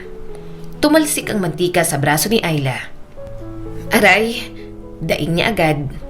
Agad siyang nilapitan ni Jonas. Napaso ka? Kaunti lang, sagot niya at bahagyang napangiwi. Agad hinaplos ni Jonas ang braso niya ng basang bimpo. Sabi ko sa'yo, ako dapat ang nagluto ngayon. Natawa naman siya. Pagluluto na nga lang ang ginagawa ko, aagawan mo pa ako. Humalakhak na lang din si Jonas. Umalis ulit si Sheila para sa training nito. Narinig niya ang pagtatalo ng dalawa pero hindi na siya masyadong nangialam. Labas naman siya sa issue ni na Jonas at Sheila. Anong nangyari? Tanong agad ni Jonas nang mapasinghap siya. Hinawakan niya ang kamay nito nang hindi niya namamalayan at inilapat sa kanyang tiyan. Dito, ramdamin mo, sumisipa ang kambal. Sumunod naman si Jonas. Nalaman nilang kambal ang kanilang mga anak. Noong una, natakot siya, pero alam niya namang kakayanin niya yun.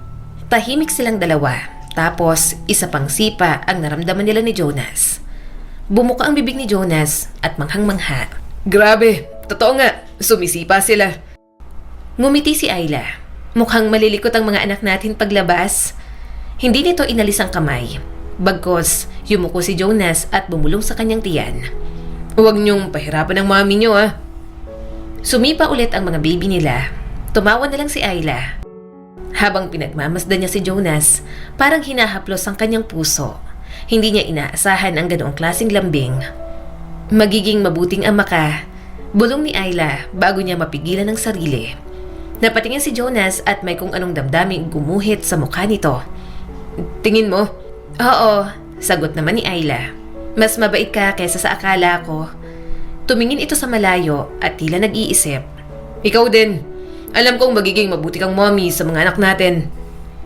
At sa sandaling yon, sa isang tahimik, mahaba at marupok na sandali, pinayagan niyang umasa ang puso niya na baka posibleng maging totoo yon. Baka may pamilya at pag-ibig na maranasan siya kay Jonas. Hindi bunga ng kahihiyan o aksidente, kundi isang bagay na pwede nilang piliing dalawa. Pero paano ibibigay kay Ayla ang isang taong hindi naman sa kanya simula pa lamang? Hi! Bati ni Sheila nang pumasok sa kondo habang inilalapag ang duffel bag. Nandito na ako. Tumango si Ayla. Welcome home. Maya-maya'y pumasok si Jonas, dalang pinabili niyang strawberry shake. Ayla, eto na cravings mo. Sheila? Napangiti naman si Sheila at agad na niyakap ang binata. Hi! I missed you. Dito ako matutulog ah. Hindi na narinig ni Ayla ang sagot nito. Dumiretso na lang siya sa kwarto. Hindi na nag-abalang kunin ng strawberry shake na kanina niya pang inuungot kay Jonas. Ayla, kumatok sa pinto niya ang binata bago pumasok. Inilapag nito sa bedside table ang shake. Sorry. Okay lang. Napabuntong hininga ito at hinaplos ang kanyang buhok. Pinauwi ko na si Sheila. Aayusin ko to. I'm sorry. Naghahanap lang ako ng tiyempo. Sa halip na mapanatag, mas lalo lang tumulo ang mga luha niya na itinago niya sa kanyang unan. Hindi batid ni Ayla kung magiging masaya ba siya o mas lalong madudurog kapag naayos na ni Jonas ang lahat. Pagsapit ng ikalawang araw, tumalim na ang mga tanong ni Sheila. Mukhang nakakahalata na ito sa kanila ni Jonas. Sobrang protective ang binata sa kanya na kahit na sinong makakita, mag-iisip na mag-asawa talaga sila. Ganun na ba kayo ka-close talaga? Mahinahong tanong ni Sheila at bakas ang paghihinala sa mga mata. Napakunot na si Jonas. Anong ibig mong sabihin? Ibig kong sabihin, ani Sheila habang mabagal ang pananalita. Hindi mo sinabi sa akin na buntis siya, na pinakasalan mo siya. Natigilan si Ayla. Nanginginig ang mga kamay habang hawak ang kubyertos. Dahan-dahang tumayo si Jonas. Sheila, tinawagan kong assistant mo. Dagdag ni Sheila. Tinanong ko kung may photoshoot ka. Sabi niya, nag-file ka raw ng marriage leave noong nakaraang buwan. Nagtagpo ang mga mata nila ni Ayla. Puno ng galit, luha at pagkawasak ang nakikita niya kay Sheila. Pasensya na, pabulong na sabi ni Ayla. Tumawa si Sheila. Mga sinungaling kayo? Lumapit si Jonas. Nabuntis ko siya noon. Nahiwalay tayong dalawa. Pinilit namin kalimutan ang nangyari dahil lasing lang si Ayla noon. Naghiwalay kami ng landas. Nakipagbalikan ka sa akin at si Ayla pumunta sa isla nila. Pero nalaman kong buntis siya. Hindi ko kayang pabayaan ang anak ko sa kanya. Sheila, gusto ko sanang ipaliwanag ang lahat ng mas maaga. Pero hindi ko alam kung papaano. Ayokong masaktan ka. Hindi mo ako gustong saktan. Kaya pinakasalan mong iba? Umiiyak na sigaw na Sheila. I'm sorry. Napayuko si Jonas. Gusto kong makipaghiwalay na sa'yo at sabihin ang totoo para maging patas. Pero hindi ko masabi sa'yo dahil masyado ka pang emotional sa pagkatalo mo sa international competition. Hindi ko na kayang ipagpatuloy ang relasyon nating dalawa dahil hindi ko kayang talikuran ng bata. Ayokong tumalikod. Gustong maglaho ni Ayla sa kinatatayuan niya. Yun na ang araw na may masasaktan siya. Mahal mo ba siya? Tanong ni Sheila. Hindi agad sumagot si Jonas at sa katahimikang yon, nalaman na ni Sheila ang sagot. Lumuha ang mga mata nito. Ano? Mahal mo ba siya? Hindi agad nakasagot si Jonas. Sheila... Umiling ito saka lumakad paalis ng kondo. Bumagsak ang pinto ng malakas sa pag-alis ng babaeng nasaktan nila. Napatingin siya kay Jonas at bakas ang guilt sa mukha nito. Pero magiging sinungaling si Ayla kung sasabihin niyang hindi guminhawa ang pakiramdam niya. Dahil sa ginawang pagpili ni Jonas sa kanya. Niyakap siya ni Jonas. I'm sorry. Sorry na kailangan mong maranasan to. Baka makastress sa inyong mag-ina. Marahan na lang siyang tumango. Hindi pa nito sinabing mahal siya pero sapat na yun kay Ayla. Makokontento na siya sa kayang ibigay ni Jonas. Subalit paano niya gagawin yon kung naguguluhan lang talaga ito sa lahat ng nangyayari? Hello? Tanong ni Jonas sa kausap nito sa cellphone. Anong ospital? Na-aksidente siya?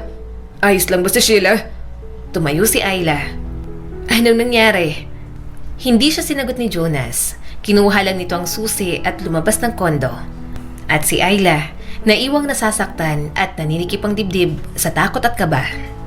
Maghahating gabi na nang bumalik si Jonas. Lugmok ito, namumugto ang mata. Gusot ang suot at halatang pagod. Agad tumayo si Ayla. Anong nangyari? Na-aksidente si Sheila. Garal-galang boses na sabi nito. Hindi na siya makakalakad. Hindi na. Kasalanan ko. Sobrang guilt ang nararamdaman ko. Nanginginig ang mga labi ni Ayla. Kahit siya rin naman, gano'n din ang nararamdaman. Ayaw niyang makasakit at alam niyang importante kay Sheila ang mga binti. Lalo na't isa itong gymnast. Parang hindi lang ang relasyon nito kay Jonas ang nasira, kundi pati ang karera nito na paulit-ulit na pinili noon. Simula ng araw na yon, tuluyang nagpalamon sa guilt si Jonas. Wala na itong oras sa kanya. Halos hindi na umuuwi. Nakikita niyang stress na rin ito sa mga nangyari kay Sheila. At alam ni Ayla na sa pagkakataong yon, hindi na siya ang pipiliin nito. Samantala, malaki rin ang epekto kay Ayla ng mga nangyari. Palagi siyang nag-iisip. May guilt din na nararamdaman sa kanyang dibdib. Hindi niya naman nais na masaktan si Sheila at hindi niya alam na aabot sa ganoon. Jonas, nagluto ako ng pagkain. Kumain ka muna. Nilinis ko rin ang kwarto mo. Magpahinga ka naman. Mahinang sabi ni Ayla. Pagkagaling mo sa trabaho, dediretso ka lang rito para kumuha ng damit. Palagi kang nasa ospital para kay Sheila. Bahagya itong natigilan at muling nagpatuloy. Intindihin mo naman ako, Ayla. Kailangan ako ni Sheila ngayon. Please, huwag ka nang dumagdag. Marahan siyang tumango. Alam ko naman yon. Hindi naman ako dumadagdag sa problema mo. Gusto ko lang kamustahin ka kasi nag-aalala na ako. Maya-maya'y natapos na rin naman ito sa ginagawa. Bago umalis ng kondo, hindi niya na napigilang magtanong. Kami pa rin naman ang pinipili mo, 'di ba? Hindi mo sinabi sa akin ng direkta. Pero naramdaman kong mahal mo ako, Jonas. Ako pa rin naman, 'di ba? Desperada niyang tanong. Bakas ang sakit sa mga mata ni Jonas. I'm sorry, pero mas kailangan ako ni Sheila ngayon. Sorry, hindi ko alam. Pero sobrang depressed niya. Hindi ko alam kung paano pagagaanin ang loob niya. Ako ang sinisisi ng pamilya ni Sheila. Mahal kita pero sana maintindihan mo to. Babalik din naman ako. Babalik ako. Kailangan ko lang pahupain to. Hinalikan ni Jonas ang noo niya bago tuluyang umalis. Nang makalabas na ito ng kondo, doon na tuluyang umiyak si Ayla. Sinabi pa rin nito na siya ang pipiliin pero ano bang dapat niyang gawin? Ang totoo, nagigilty din si Ayla. Alam niyang may bahagi siya sa kalagayan ni Sheila ngayon. Pero hindi niya rin naman maitatangging nasaktan siya ng sobra at gusto na lang pakawalan ang lahat ng yon. Parang mas madali pa sa akin na sabihin niyang pakakawalan niya na ako at pipiliin niya si Sheila. Kaysa ganito na para akong wala lang na naghihintay sa kanya dito. Mahal namin ang isa't isa pero pareho kaming nilalamon ng guilt naming dalawa. Sabi ni Ayla habang kausap niya sa cellphone si Joy. Napabuntong hininga naman si Joy. Linawin niyo ang relasyon ninyo. Ngayon ang isipin mo muna ang mga baby niyong dalawa. Kailangan hindi ka ma-stress. Bakit ba kasi ang lakas maka-guilt trip ng Sheila na yan? Dapat naman talaga kaming mag-guilty. May nasaktan kaming tao. Baka kahit ako, ganun din ang mararamdaman ko. Isa pa, hindi rin naman biro ang pinagsamahan nila ni Jonas. At some point, pinipilit kong intindihin si Jonas. Nahihirapan siya at naiipit sa aming dalawa. Ang gulo ng love life mo, Ayla. Una pa lang sobrang gulo na, pero hopefully kung anong maging desisyon yung dalawa, nandyan pa rin dapat kayo para sa mga anak ninyo, sabi sa kanya ni Joy. Kasi ang core reason naman kung bakit kayo nandyan ay dahil sa mga anak ninyo. Hanggang sa isang araw, sumalakay ang kirot kay Ayla na parang alon. Dahan-dahang gumapang mula sa balakang hanggang sa likod at sumidhi ng paulit-ulit. Aray! Bulalas niya. Napayuko siya malapit sa lababo. Madulas ang palad sa marmol habang bumababa ang dugo sa kanyang hita. Wag! Bulong ni Ayla at naninikip ang lalamunan sa sobrang takot. Wag ngayon. Pakiusap. Nanginginig niyang kinuha ang cellphone at tinawagan ng driver. Mabuti na lang at biglang dumating si Lolo Guillermo. Ayla, anong nangyayari? Kanor, ang sasakyan! Sa ospital, naging malabo na ang lahat. Hindi niya na maintindihan kung ano pang mga nangyayari. Ang tangi na lang panalangin ni Ayla, mailigtas ang kanyang mga anak. Pero nang sinabi sa kanya ng doktor ang isang balita, tila gumuho ang kanyang mundo. Kambal po ang dinadala nyo. Nawalan po kayo ng isa dahil sa pagdurugo. Pero ang isa ay buhay pa. Malakas pang heartbeat niya pero kailangan maging mas maingat. Isang nawala, isang lumalaban pa. Hindi niya na napigilan ang bawat hikbi na lumalabas sa kanyang bibig. Parang nahati sa dalawa ang puso ni Ayla sa labis na sakit na nararamdaman. Pagkatapos, isang mainit na kamay ang humawak sa kanya. Lumingon siya at naroon si Lolo Guillermo. Nakaupo sa tabi ng kama at ang dating matigas na tingin ngayon ay malambot na at may lungkot. Lolo, halos wala sa sariling bulong niya. Ang anak ko po. Magpakatatag ka. May isa pang batang kumakapit sa'yo. Tiningnan niya ang paligid. Wala roon si Jonas pero ano pa bang aasahan niya? Palagi itong nasa tabi ni Sheila. Hindi makontak si Jonas, apo. Mahinang sabi ni Lolo Guillermo. Hinila ni Ayla ang kumot habang nanginginig ang mga labi. Huwag mo pong sabihin sa kanya. Napakunot noo si Lolo Guillermo. Anong ibig mong sabihin? Huwag mo pong sabihin kay Jonas ang tungkol sa isa pang sanggol. Pakiusap, mas maiging alam niya po na nawala na lang ang mga anak namin. Lumuluhang sabi ni Ayla. Bakit naman? Dahil naguguluhan na po talaga siya. Naguguluhan na rin po ako at natatakot po ako na baka makaapekto pa ulit sa isa ko pang baby. Bulong ni Ayla at halos wala sa sarili. Lagi po siyang bumabalik kay Sheila. Laging pinipili ang obligasyon, hindi ako. Kailangan ko po ng kapayapaan, Lolo. Kailangan po ito ng anak ko. Kapag nanatili po ako, mas lalo lang po akong mai-stress. Tahimik lang si Lolo Guillermo at hindi maipintang mukha. Hindi rin naman po talaga kami kasal. Dagdag ni Ayla at tuluyang dumadaloy ang luha. Nagkunwari lang po kami. Ginamit ang koneksyon para hindi maibasa ang papel para mairehistro. Hindi kayo kasal? Ulit ni Lolo Guillermo. Matapos ang lahat? Umiling si Ayla. Lahat po kasinungalingan. Napilitan lang naman po siyang magpakasal sa akin dahil sa mga magulang ko. Pero palabas lang po ang ginawa namin para makaalis po kami sa isla ng Matiwasay.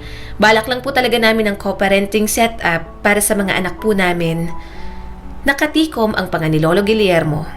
Tumayo ito at naglakad pabalik-balik tapos humarap kay Ayla na galit ang mga mata. Napakagunggong ng batang yon, singhal ni Lolo Guillermo. Aakalain mong nagbabago na tapos babalik pa rin sa sarili niyang mundo. Pumikit si Ayla. Hindi pa po yata siya handa sa pamilya, Lolo. At pagod na po akong hintayin siya na maalis ang guilt na nararamdaman niya. Ganon din po ang nararamdaman ko. Hindi ko po intensyon na masaktan si Sheila. Malalim ang buntong hininga ni Lolo Guillermo. Ayokong magtago ng totoo. Pero naiintindihan ko. Wasak ang puso mo ngayon. Namatayan ka ng anak. Ayoko rin na makaramdam ka pa ulit ng stress dahil sa problema niyo ng apo ko. Baka makasama sa baby niyong dalawa. Kailangan pahupain ng lahat dahil pare-parehong matataas ang mga emosyon niyong lahat. Lumapit ito at hinawakan ang balikat ni Ayla. Itatago ko muna ang lihim na ito. Pero para sa'yo ko to ginagawa at hindi para kay Jonas. Tumango si Ayla. Salamat po, Lolo. Magluksa ka, sabi ni Lolo Guillermo. Igagalang ko ang panahong hinihingi mo para sa nawala mong anak. Ibalik mo ang lakas mo para sa natitira. At kung gugustuhin mong palakihin ang natitirang sanggol ng mag-isa, tutulungan kita. Basta kailangan maging maayos muna ang lahat bago ninyo pag-usapan ni Jonas ang mga nangyari. Hindi maganda na may mangyari pang masama sa isa sa mga kambal. Sa tulong ni Lolo Guillermo, hindi nga nalaman ni Jonas na buhay pa ang isa. Nakarating dito na parehong nawala ang mga anak nila. Lumipas ang ilang oras, dumating si Jonas, lukot ang damit, magulong buhok at takot na takot ang mukha. Bubuksan na sana nito ang pinto pero hinarang ito ni Lolo Guillermo. Ayaw din naman niyang makaharap si Jonas. Magiging emosyonal na naman siya kapag nakita ito. Natatakot na si Ayla na baka mapahamak niya pa ang natitira sa kanya. Kaya pipigilan niya ang sariling ma-stress hanggat kaya niya. At ang paglayo muna kay Jonas ang naiisip ni Ayla. Lolo, pakiusap, Sabi ni Jonas at halatang balisa ang boses. kailangan ko siyang makita. Kakausapin ko ang asawa ko. Ayaw kanyang makita ngayon. At anong asawa? Sinabi niya sa akin ng totoo na hindi kayo mag-asawa. Giit ni Lolo Guillermo. Sorry po. Opo, nagsinungaling po kami. Pero mahal ko na po si Ayla. Hindi ko alam na nasa ospital siya at nasa tabi ako ni Sheila. Nagpapagaling pa siya at kailangan niya ako. Ayla, hindi. Singhal ni Lolo Guillermo. Ang babaeng sinasabi mong mahal mo, hindi ba niya kailangan? Alam mong masela ng pagbubuntis ng asawa mo pero iniwan mo. Tingnan mo ang nangyari. Tumulo ang mga luha ni Ayla. Hindi niya naman sinisisi si Jonas. Gusto niya lang talaga na lumayo muna dahil stress na para sa kanya ang lahat ng mga nangyayari. Tumigas ang boses ni Lolo Guillermo. Binigyan ka niya ng pagkakataong piliin siya. Ang dami. Pero lagi mong pinipili ang babaeng matagal mo nang minahal.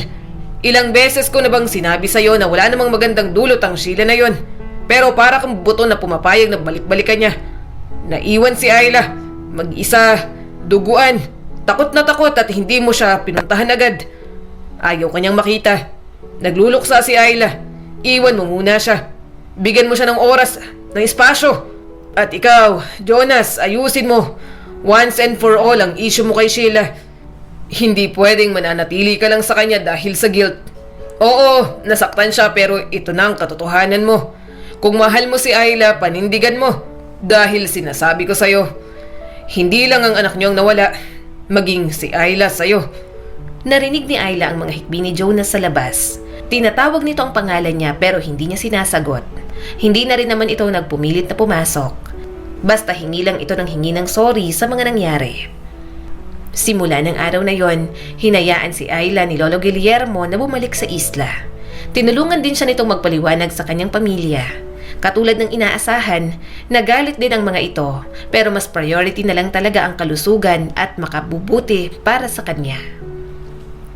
Nag-send na ako ng pera sa bank account mo, Apo. Nakangiting sabi ni Lolo Guillermo. Bibisita ako rito kapag nanganak ka na. Ingatan mo ang sarili mo at ang bata. Alam kong kakayanin mo yan. Hindi na ako umaasang magkakaayos kayo ni Jonas. Pero sana, malaman mo na masaya kung magiging kumpleto kayong pamilya. At alam mong hindi maitatago ng matagal kay Jonas na buhay pa ang isa niyong anak. Basta, hahayaan ko kayong maghilom. Pareho kayong kinakain ng guilt at takot sa mga nangyari. Kaya gusto ko kayong maunawa ang dalawa. Bigyan niyo muna ng oras ang bawat isa. Marahan siyang tumango. Salamat po, Lolo. Dahil sa pamilya ni Ayla, kahit paano nawala ang bigat sa kanyang dibdib. Nandoon pa rin ang pagluluksa, pero kailangan niyang magpatuloy para sa anak niya. Nang manganak si Ayla, bumalik nga si Lolo Guillermo. Nakangiti ito habang binubuhat ang apo sa tuhod. Gusto niyang magtanong tungkol kay Jonas pero pinigilan niya ang sarili. Ilang buwan pa lang ang anak niya, naghanap na agad siya ng trabaho. May suporta naman siyang natatanggap pero gusto niya namang magamit ang pinag-aralan niya. Nahihiya rin naman siya sa kanyang pamilya na sa huling banda matatakbuhan pa rin niya. Kaya lang, may kakaibang laro pa pala sa kanilang tadhana. Miss Ramirez? Tawag ng clerk habang nakatingin sa computer. May kaunting problema po sa record ninyo. Hindi po kayo pwedeng kumuha ng Senomar? Lumapit si Ayla. Problema? Lumitaw po sa system na kasal kayo. Napakurap si Ayla. Imposible yan. Hindi naman na iparehistro ang kasal ko dati. Pinahinto na namin yon. Muling tumingin ang babae sa screen. Ayon po dito, legal na kayong kasal kay Mr. Jonas Emil de Alarcon. Nakafile na po, kompleto at valid. Parang lumubog ang puso ni Ayla. Pahingi po ng kopya? Pautal niyang sabi. Inabot sa kanya ng clerk ang papel. Nakasulat doon, malinaw na malinaw. May marriage record number, may pirma at may selyo. Naipasa na at mga buwan lang ang nakalipas. At sino ang nagpasa? Walang iba kundi si Jonas mismo. Hindi siya nag-text, hindi tumawag, dumiretso siya sa opisina nito. Ilang buwan na silang hindi nagkikita at wala siyang pakialam. Tinangka siyang pigilan ng receptionist. Ma'am, may appointment po ba kayo? Asawa niya ako. Mariing sabi ni Ayla. Diretso siya sa elevator. Bumukas ang pinto ng opisina mismo sa oras ng kanyang sinabi. Naroon si Jonas, may konting balbas na. Seryoso ang mukha at parang hindi nagulat na makita siya. Ibinato ni Ayla ang papel ng marriage record sa mesa. Akala ko ba may usapan tayo? Hindi na natin yun ipaparehistro. Tinitigan ni Jonas ang papel. Ipinarehistro ko yun 2 buwan matapos kang umalis. Bakit? Dahil hindi ko kayang pakawalan ka. Diretsyong sabi nito. Hinayaan kitang lumayo. Pero hindi sobrang layo at sisiguraduhin kong babalik ka pa rin. Natigilan siya. Pinili mo si Sheila. Tigilan mo ako. Hindi ko siya pinili. Sinamahan ko lang siya sa ospital noon. Pero malinaw kong ipinarating sa'yo na ikaw ang pinili ko. Mahal kita. Akala mo ba hindi rin ako nasira? Hindi ko malimutan ang itsura mo nang lumayo ka. Hindi mo man lang ako hinayaang samahan kang magluksa. Nawalan din naman ako ng anak. Umiwas ng tingin si Jonas sa kanya. Alam kong nasaktan kita. Alam kong karapat-dapat ako sa bawat pader na itinayo mo.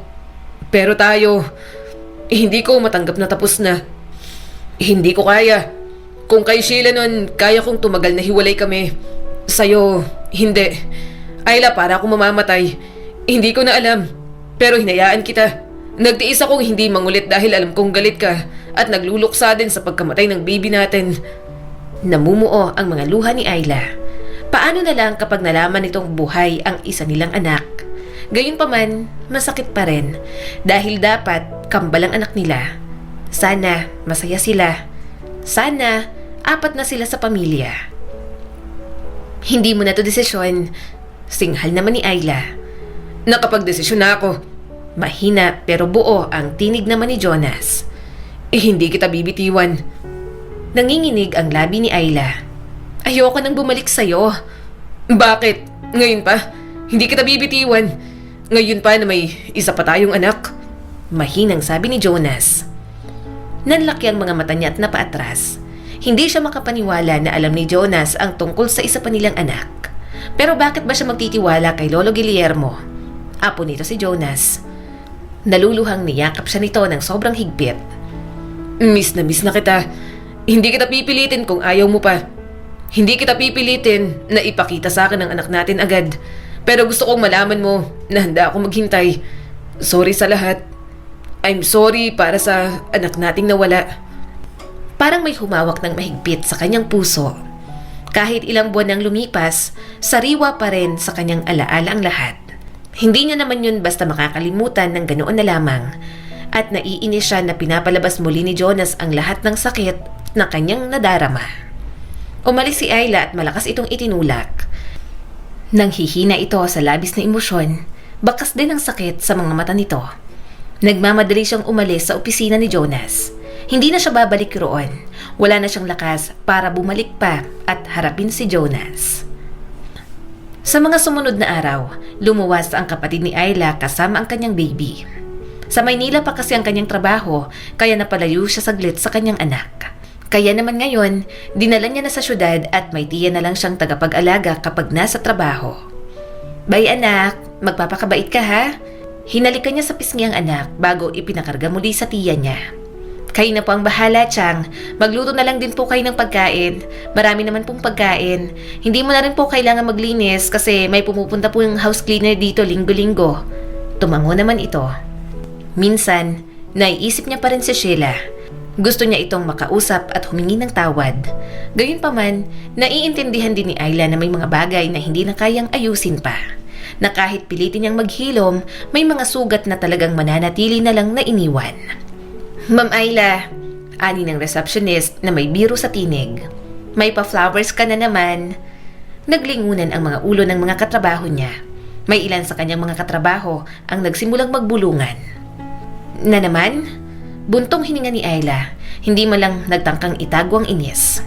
Walang tigil sa pagpapadala ng mga bulaklak at regalo sa kanya si Jonas. Kapag uuwi siya, nakaabang agad ito sa baba ng building. Kahit na hindi siya sumama, kahit hindi na siya pumayag na ihatid, susundan pa rin siya nito para masigurado na safe siyang makakauwi. Para sa pinakamatatag na babaeng kilala ko, patawad sa mga panahong hindi ako naging matatag para sa'yo. Jonas. Basa niya sa nakasulat sa card. Kinabukasan, naghihintay si Jonas sa labas ng gusali. Nakasandal sa isang SUV, nakasuot ng simpleng gray na hoodie at maong. Malayo sa dating Jonas na laging nakakost at plantsadong polo. Umaliwalas ang mukha nito nang makita siyang lumabas ng pinto. Huminto si Ayla. Gusto sana niyang bumalik sa loob pero kumaway na ito. Ayla, sabi nito habang papalapit. Pwede ba kitang makausap? Pwede ba tayo mag-dinner? Napailing si Ayla. Tapos ng oras ko sa trabaho. Pagod ako. 5 minuto lang. Sinabi ko na sa'yo na wag mo na akong sundan, Jonas. Alam ko. Pero hindi ko na kayang tumigil. Hindi ngayon. Hindi ako susuko. Nagpatuloy siya sa paglalakad, kaya sumunod naman ito. May dala akong pagkain. Dagdag ni Jonas at inabot ang paper bag. Galing sa paborito mong lugawan sa Katipunan. Bahagya siyang napairap. Kinain ko lang naman yan dahil naglilihi ako noon. Hindi ko naman paborito. Okay.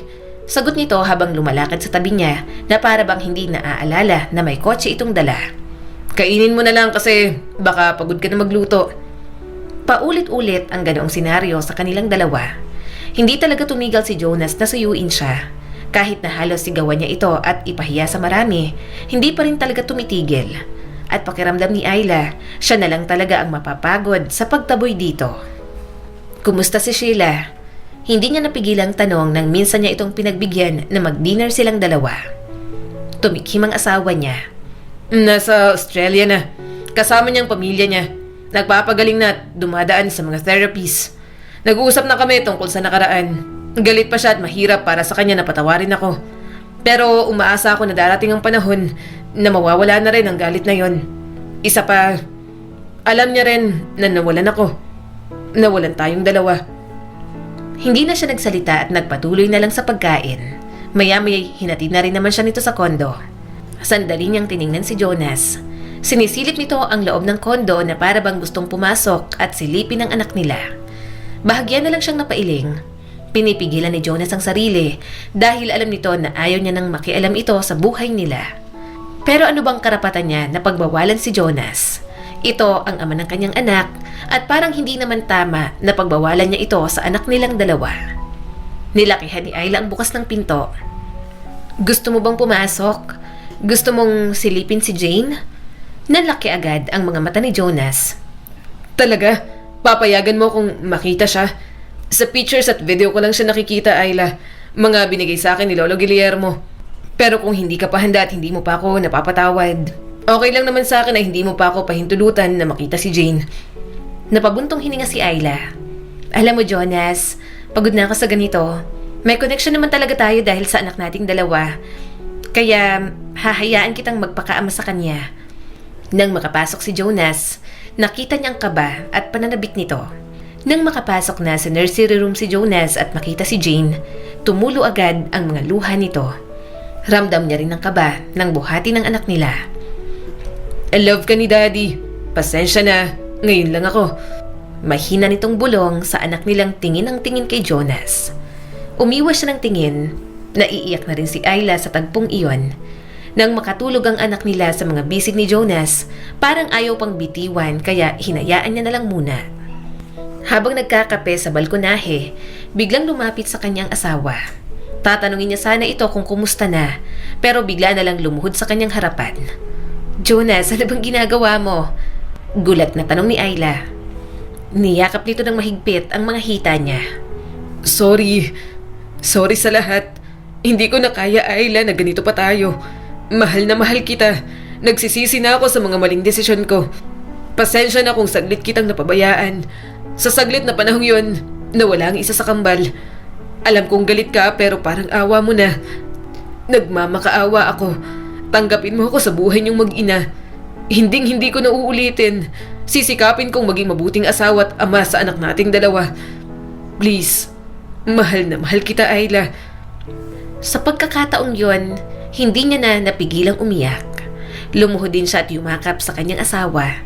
Mahal na mahal niya rin naman si Jonas, pero lagi siyang nilalamon ng panghihinayang, galit at guilt na naramdaman para sa nagawa nila kay Sheila. Subalit hindi naman siya bato para hindi bigyan ng pagkakataon si Jonas. Mahal din kita, mahinang sambit ni Ayla. Mahal na mahal kita. Hindi na natin maibabalik ang buhay ng isa pa nating anak, pero mananatili siya sa puso nating dalawa. At pagod na rin akong magmatigas, gusto kong maging isang pamilya tayo at maging mabuting magulang para kay Jane. Simula ng araw na yon, muling bumalik sa buhay nila si Jonas. Sinikap nilang maging isang pamilya. Hindi lang pamilya kundi isang masaya at puno ng pagmamahal na tahanan ang isa't isa. Ang kwentong ito ay nagpapaalala sa atin na bihirang sumunod sa plano ang buhay.